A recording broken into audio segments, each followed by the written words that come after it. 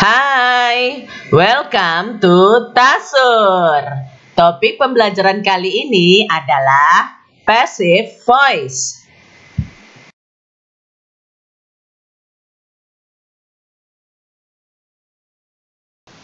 Pasif adalah bentuk suatu verba yang digunakan ketika subjek dipengaruhi oleh aksi verba tersebut. Dengan kata lain, pasif adalah jenis kalimat yang menunjukkan bahwa subjek adalah tujuan dari perbuatan. Sebagai contoh, video Tasur ditonton, bahasa Inggris dipelajari, tugas-tugas dikerjakan.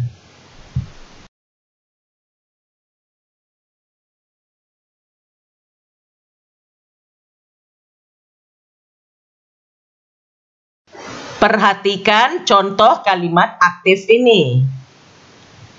A dog bit me when I was 5. Dalam kalimat aktif biasa, pada dasarnya diawali dengan subjek, lalu ditambahkan verba yang selalu memiliki objek.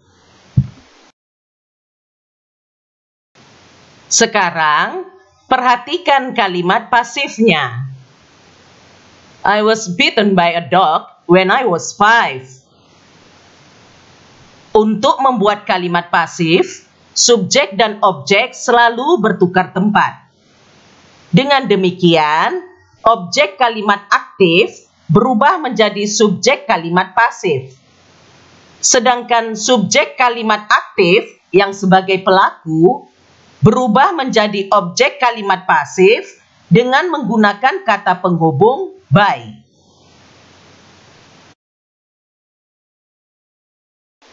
Kemudian, bentuk pasif terdiri atas verba be, misalnya was, plus past participle atau verba bentuk ketiga, misalnya bitten.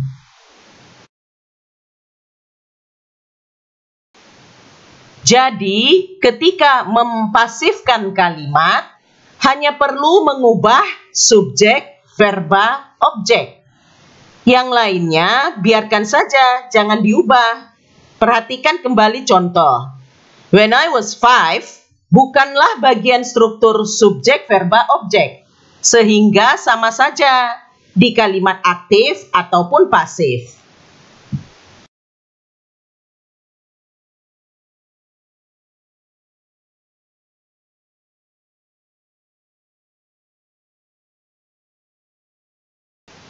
Ingat, pasif dibentuk dari dua bagian, be plus past participle. Lantas, dalam tenses atau kala yang berbeda, apa yang berubah dan apa yang tetap sama? Jawabannya, kita bisa mengubah verba be untuk tenses dan waktu yang berbeda. Sedangkan past participle tidak pernah berubah. Apatah bicara tentang masa lampau, masa sekarang, atau masa depan, past participle tetaplah sama. Perhatikan contoh-contoh kalimat ini. Past. The letters were sent to all of our customers last week. Present. The letters are sent to all our customers every week. Present perfect. The letters have been sent to all our customers this week. Future with will. The letters will be sent to all our customers next week.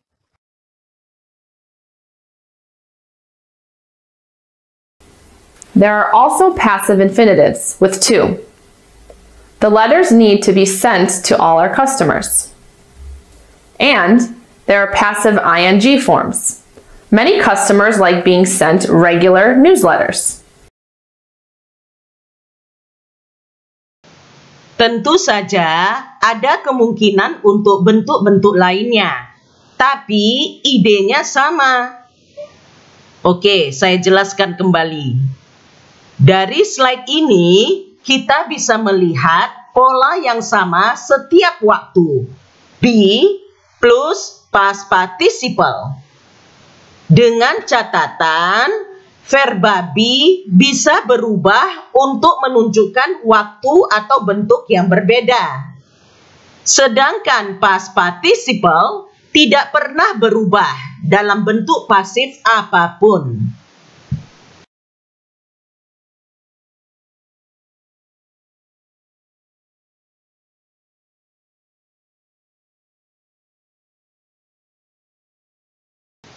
Mari lakukan tes cepat. Perhatikan kalimat ini. This problem be solved by our IT team. Tugas Anda, tulislah 5 versi berbeda dari kalimat tersebut. 5 versi yang dijabarkan dalam slide yang tampil saat ini. Pause video ini dan tulislah kalimat Anda sekarang. Jawaban yang benar akan ditampilkan sesaat lagi.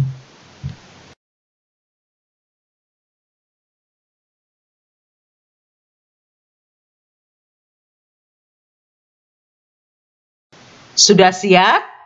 Inilah jawaban yang benar. Bagaimana jawaban Anda? Apa kelima kalimat Anda sudah benar? Jika sudah benar, maka kerja bagus.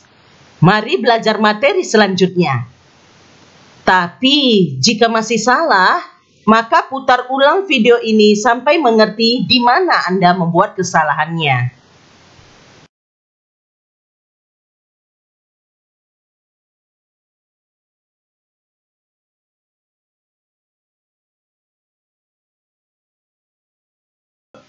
Kapan menggunakan pasif?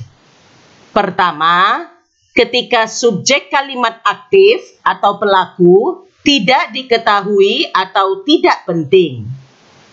Ya, ini menjadi salah satu alasan bagus menggunakan pasif.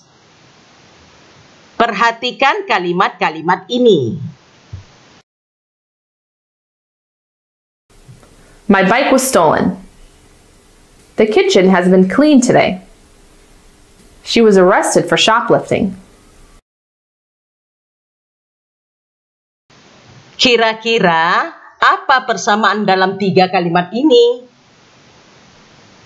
Jawabannya, Anda tidak tahu ataupun tidak peduli siapa yang melakukan aksi itu. Sepeda dicuri. Oleh siapa? Saya tidak tahu. Intinya adalah apa yang terjadi dengan sepeda saya, yaitu dicuri. Saya tidak punya sepeda lagi. Dapur dibersihkan. Oleh siapa? Di sini tidak masalah. Anda hanya peduli tentang fakta bahwa dapur sekarang bersih. Dia ditangkap. Oleh siapa? Oleh polisi pastinya. Anda tidak sungguh-sungguh peduli siapa yang menangkapnya. Anda tahu bahwa polisi yang menangkapnya. Karena sudah jelas dari konteksnya. Yang lain kan tidak mungkin sembarangan menangkap orang. Jadi, dalam kalimat 1, 2, 3, Anda hanya peduli tentang kejadian itu sendiri. Anda tidak tahu atau tidak peduli siapa pelaku verbanya.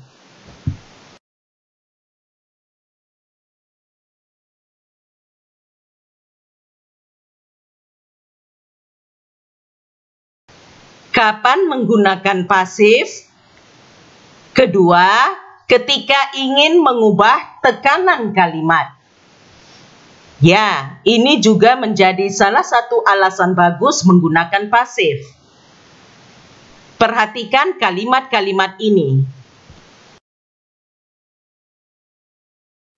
Leonardo da Vinci painted the Mona Lisa. The Mona Lisa was painted by Leonardo da Vinci. Kalimat 1 aktif, kalimat 2 pasif. Selain itu, apa perbedaannya? Coba pikirkan, manakah ide terpenting dalam masing-masing kalimat? Di kalimat 1, Anda lebih tertarik pada Leonardo da Vinci. Sedangkan di kalimat 2, Anda lebih tertarik pada Mona Lisa. Dalam bahasa Inggris, menempatkan ide di awal kalimat menunjukkan bahwa itu lebih penting. Jadi, kita bisa menggunakan pasif untuk mengubah tekanan kalimat dan menunjukkan apa ide terpenting menurut kita.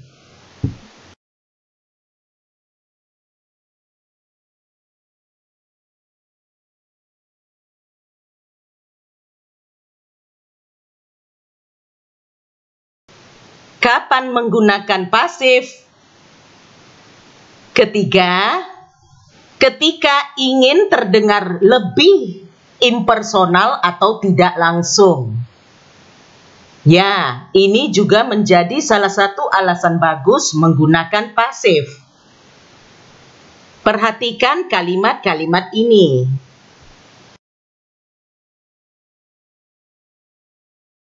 You need to do this by the end of the week. This needs to be done by the end of the week.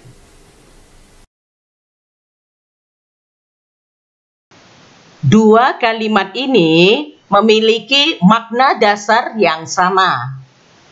Akan tetapi, kalimat 1 aktif, kalimat 2 pasif. Selain itu, apa perbedaannya?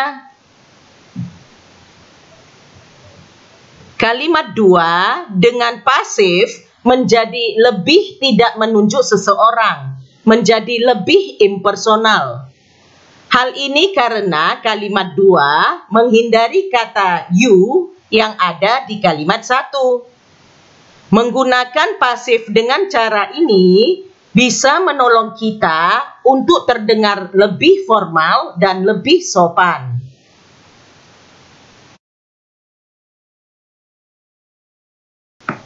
Sedangkan kalimat 1 itu sangat langsung. Seperti mengatakan, kamu harus melakukan ini, batasnya sampai akhir minggu. Jadi, terdengar seperti perintah, yang bisa jadi kasar dalam beberapa situasi.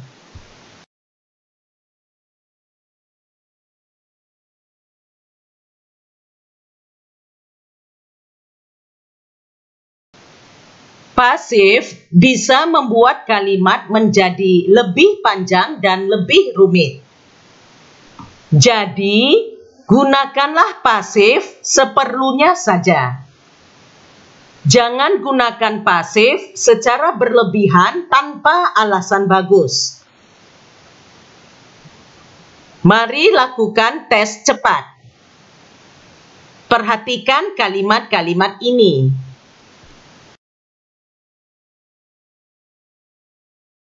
We were asked by our friends to bring a dessert for the party.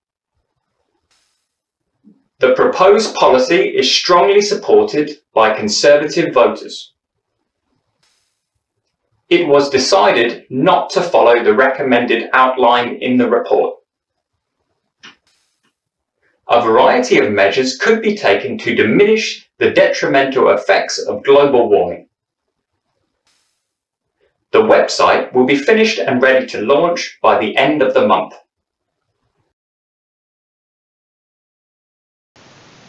Menurut Anda, apakah 5 kalimat ini contoh yang baik dalam penggunaan pasif? Pause video ini dan analisislah dengan baik sebelum menjawab. Kita akan bahas sesaat lagi. Sudah siap? Mari kita bahas sama-sama. Kalimat 1. Tidak ada alasan bagus menggunakan pasif.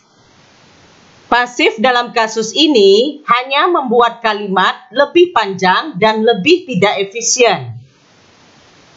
Jadi, di sini seharusnya menggunakan kalimat aktif dan langsung, yaitu Our friends asked us to bring a dessert for the party.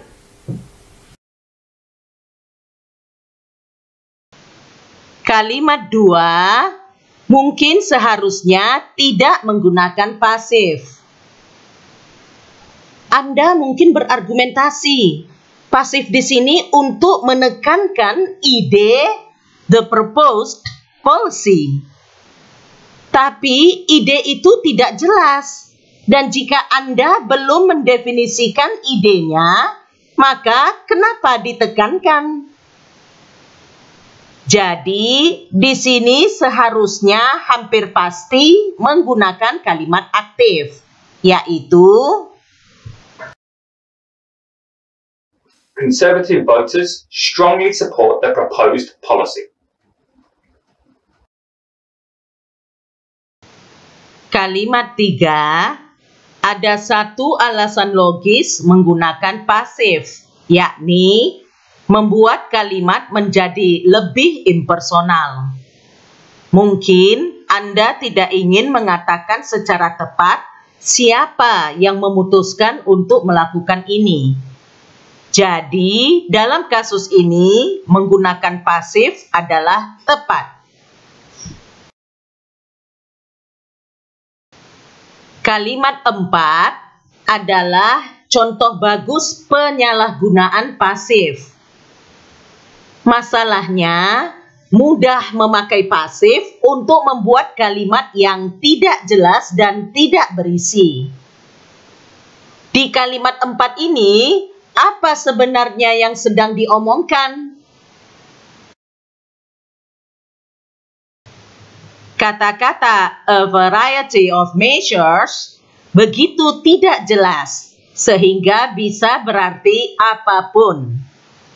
Oleh karena itu, mengubah kalimatnya menjadi aktif juga tidak akan memecahkan masalah. Jadi, solusi terbaiknya dalam kasus ini, Anda harus lebih spesifik dan jelaskanlah ide Anda secara lebih tepat. By the way, hal ini biasa terjadi dalam esai pada ujian bahasa Inggris berskala internasional dan bergengsi. Sekali lagi, ini bukan masalah bahasa, ini masalah ide. Anda bisa saja membangun kalimat panjang dan rumit dengan memakai pasif yang tidak ada isinya. Tapi, itu menghasilkan tulisan yang buruk. Dan pastinya tidak akan menolong Anda dalam ujian seperti IELTS.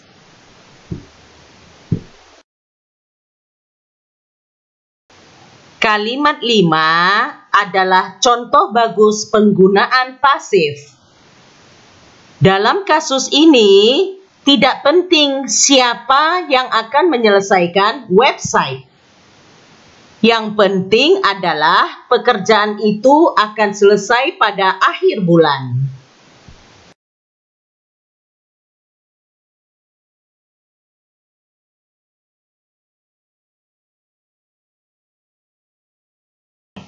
Sekarang, kerjakan soal-soal latihan ini ya. Submit jawabannya ke e-learning SPMIT Logika. Kalau ada pertanyaan atau mau berdiskusi, silakan komen di video ini. Teruslah subscribe Tasur. Dan jangan lupa like dan share video ini. Sebarluaskanlah, karena ilmu itu dibagikan, bukan digenggam. Thank you. Tasur, semua jadi mudah.